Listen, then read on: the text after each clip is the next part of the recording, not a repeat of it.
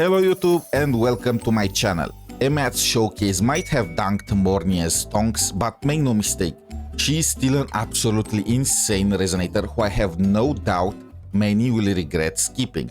Today I'm gonna give you the full breakdown on how to properly build and use Mornye, her best teams and the buffs she's gonna provide to all your resonators and make you say no to the pink and yes to the fit. Or maybe just say yes to both. Both is good. Starting off with her rotation, Mornye is a support. So in most cases, she's gonna be the very first character on field. In other words, you'll not have her intro on her first rotation. You're gonna need to use basic attacks until you fill her forte bar. After your forte is full, use heavy attack in order to enter the observation mode. If you have the intro available, you can skip this entire part as you'll start right off the bat in observation mode. You are gonna then use the empower skill, basic attacks until you fill the forte again, heavy attack, and finish it off with the liberation and switch. If properly built and used, Mornye is gonna provide the following buffs to the entire team. 25% damage amplification from her outro. When using her forte, she will deploy a field lasting 30 seconds, similar to Shorekeeper. This field increases the toon build-up rate by 50% for the resonators inside, heal every 3 seconds, and it also increases the resistance to interruption, which is now more important than ever. Kuro said that they plan to tone down how easy the boss and mobs are interrupting you, but so far I have not seen that. Her liberation upgrades this field, keeping the bonuses but improving the healing and also increasing the defense of resonators by 20%. Her empowered heavy attack marks the enemies, making them take up to 40% extra damage. However, this only works if the targets are in the interfered state. And at this moment, lynae is the only resonator in the entire game that is able to do it. And on top of all that, Mornye is also gonna enable you to recover from getting knocked around up to 3 times, similar to Shorekeeper.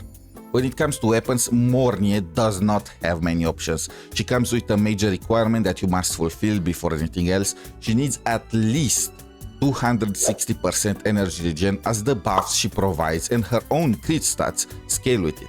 Like all the characters, she has 100% base energy already, and she also gets an extra 10% from her passive, just like Shorekeeper, and another 10% from the main echo, so you will only need to account for the extra 140%. In other words, a weapon with energy regen as the main stat is gonna be absolutely mandatory for her. And since for some reason she uses a Broadblade, there are only 3 options in the game. Broadblade 41, Discord, and her own signature. Broadblade 41 is craftable, but the energy regen it provides is simply not enough to ever reach the threshold. Because of that, the only reason to ever use it is just as a co-op option until you get at least Discord. So the only real options are the signature and the Discord. That's it. Only those 2 weapons give you the possibility of reaching the 260% ER. Her signature is gonna increase her damage and healing output, but she's a support, so her base damage is gonna be completely garbage anyway, and healing is not that big of a deal. The biggest part is a 20% crit damage increase, which translates to roughly 5% increase in team damage, so in my opinion is not worth to pull her signature. You can just stick on Discord and it's gonna be perfectly fine. Her best echo set is gonna be the Halo of Starry Radiance, but if you don't have it ready for her, you can also use Rejuvenating Glow until you manage to get a set.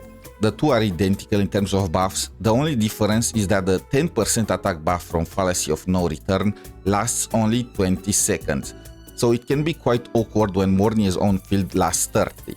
You want defense percentage 1 costs, and for the 3 costs, well, first, do you plan to go for her signature weapon?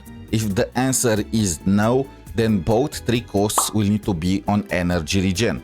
Otherwise, it will be almost impossible for you to ever reach the 260% requirement with Discord only.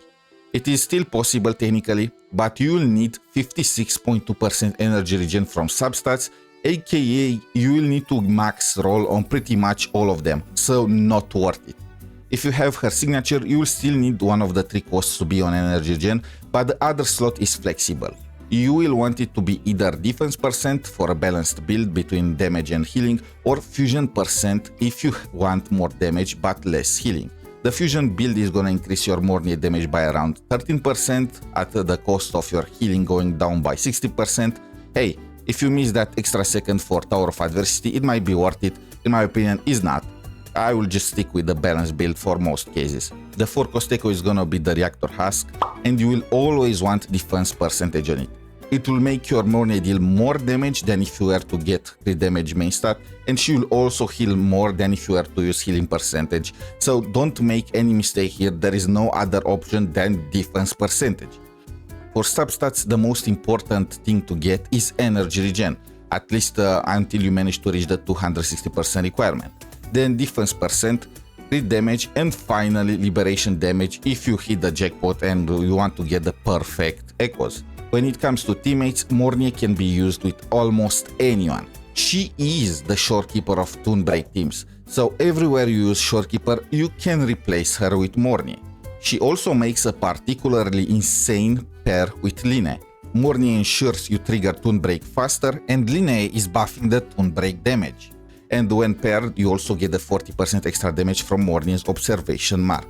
This duo does not yet have the perfect DPS to support. It is expected to be either Amat or Luke, please be Amat, but at this moment Yuno is gonna be their best partner, and other traditional DPSs like Camellia or Carlotta can also be used. And since Mornye is a fusion character, she can take Brand's healing role on the Lupa team while keeping the full buffs active, with the third slot being taken by either Changli or Galbrena. Hope you enjoyed this guide. If you did and want to see more, remember to press that like and subscribe button. Until next time, good luck with your pulls and bye for now.